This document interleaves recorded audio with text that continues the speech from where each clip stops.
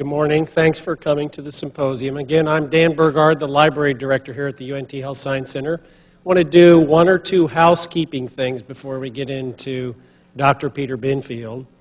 Some of the important things, the restrooms, you may have already noticed them. The women's room is back on this side of the building, on this floor.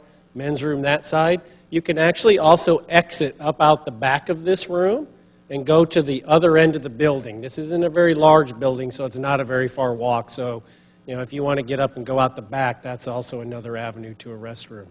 Other housekeeping things. In front of you, don't do this. In front of you, you notice there's a little microphone with a box.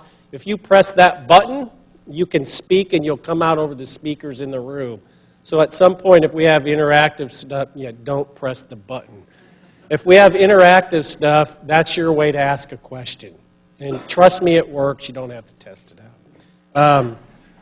Our other thing, again, if you have anything that comes up during the conference, you need special ride back to the hotel, you forgot something, you need us to go to the store and get you something, just find me, and then I'll find someone who can help make that happen.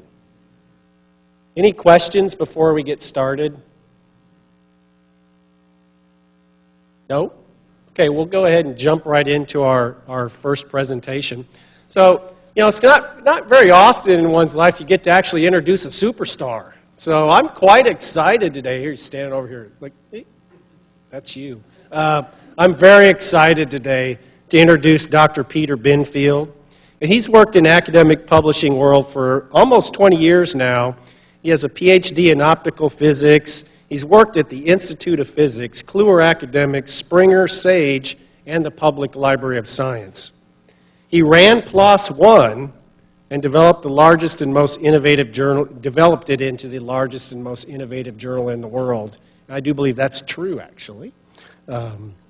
He's a respected authority in the academic publishing and open access world. He's made numerous presentations to industry and academia. Currently a member of the International Advisory Committee of the International Society of Managing and Technical Editors, as well as being on the board of Open Access Scholarly Publishers Association. He's the co-founder and publisher of PeerJ. And on a personal note, when we first heard about PeerJ, when it was announced before it was going, boy, did that set off a lot of discussions over in our librarian conference room about how exciting it was.